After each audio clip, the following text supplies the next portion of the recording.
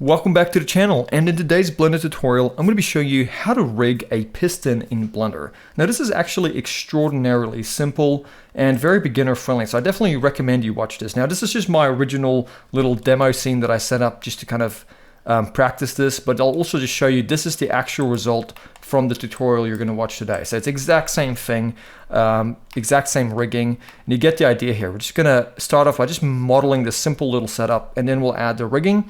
If you already have a model and you just want to skip to the actual rigging, just skip ahead in the video to that part.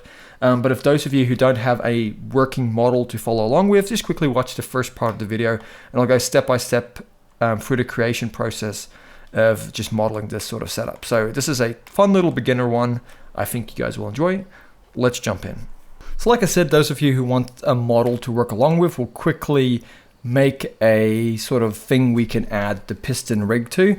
Those of you who want to skip ahead to the actual rigging part, you can go ahead and do that. But for now, let's just go into our front orthographic view. We'll quickly grab the default cube and we'll go SX to scale it down on the X and click. And let's go into our right orthographic view and go SY and scale it down on the Y. Just so we have something like this.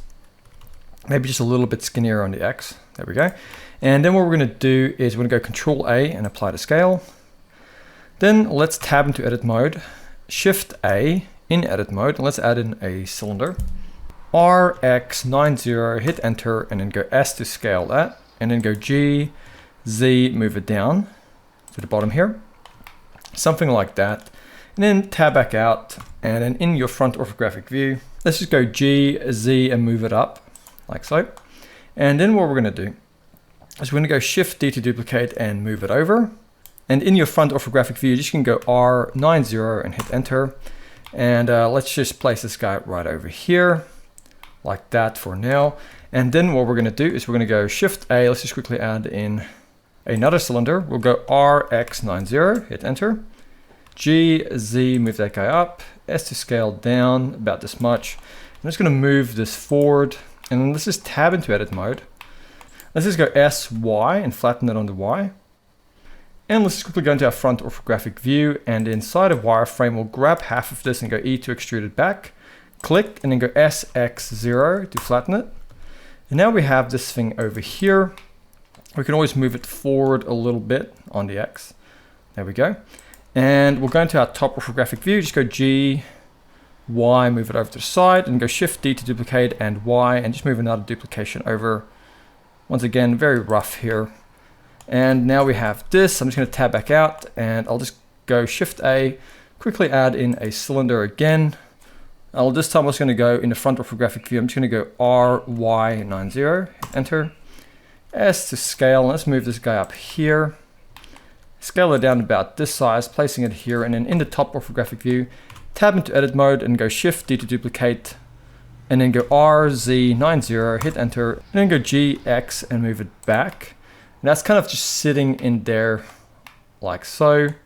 And if you want to, you can just tab into edit mode with this guy and just kind of move these guys over to the side.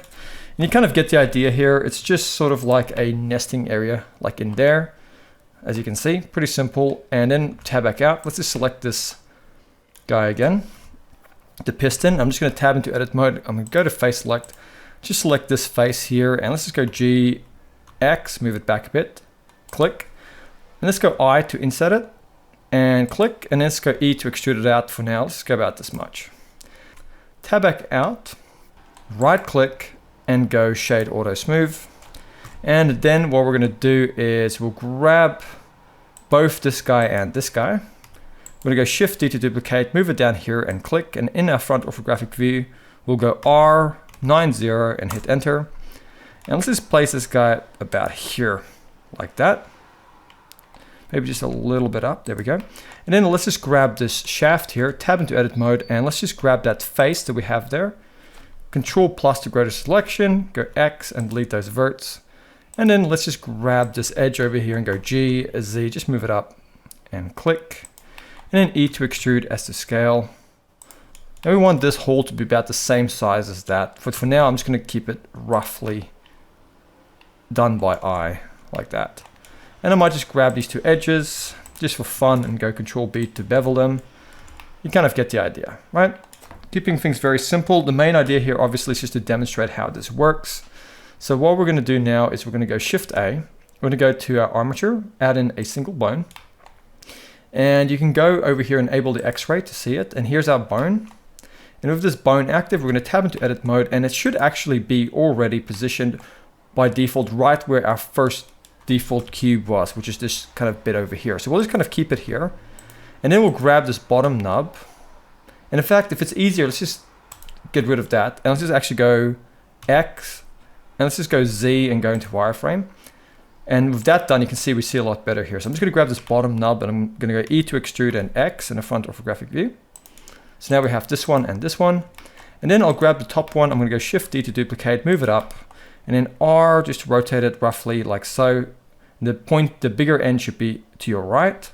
Move it here and then just go SZ0 to flatten it. Now, ordinarily, you'd actually probably want to find the center of this actual object and then place the bone there. Because the main focus here is not actually about placing the bones, it's more about just a rig. I'm just going to roughly eye this, but you could definitely go in, select this mesh, put a cursor there in the center, go into your bone system again, and then just add the bone in that way. But for now, I just want to kind of keep it simple. So I'm just going to roughly place it in the middle there. And I might just grab this bone tip, make it a little bit smaller. And then I'm going to go Shift D to duplicate that bone, bring it down here. And then I'll go R to rotate the pointy end up. And I'll go SX0 to flatten it on the X. And the same deal here. I'm just going to kind of try and get this to be in the center, the bottom nub to be in the center of that round bit here. Okay, once again, trying to demonstrate the point here. I know that's a little bit rough, but you get the idea. So I'm going to grab this guy over here for the top piston. Holding in Shift, I'm going to select the bottom guy over here. And I'm going to go Control P, and I'm going to go Keep Offset. And then I'm going to grab this guy over here. Holding in Shift, select this one down the bottom here, and go Control P, and then Keep Offset. Now all I'm going to do is go back into object mode. And I'm just going to select this guy here, holding in Shift, select this guy here. Then holding in Shift, I'm going to select the rig.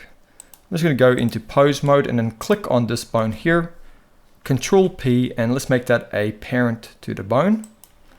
And let's go back into object mode, and I'm going to do the same thing. I'm going to select this bottom arm, holding in Shift, select the rig, go into edit, not edit mode, pose mode, select this bone over here, go Control P, and then parent to the bone directly, and then back into object mode.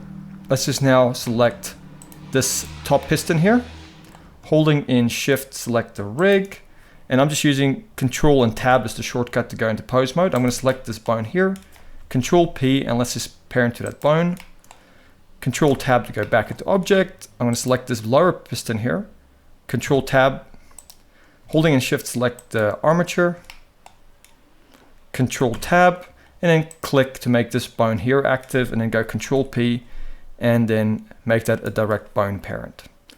Let's go back into object mode, and I'll just select the rig quickly. I'm just going to go into edit mode, and inside of edit mode, I'll grab this lower bone, and I'll just go to my bones tab and name it piston lower. And then I'll grab this top bone and I'll call it piston upper.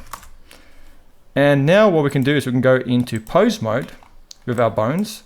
And I'm going to select this top bone here for the piston. I'm going to go over to my bone constraints, add bone constraint, and simply add a damped track. And then come here to the target and select the armature. And then the bone over here is going to be piston lower. And then do the same to the lower piston. We're going to grab it, go over to our bone constraints, give it a damped track, come here and select the armature, and then under the bone, let's give it the upper bone to point at.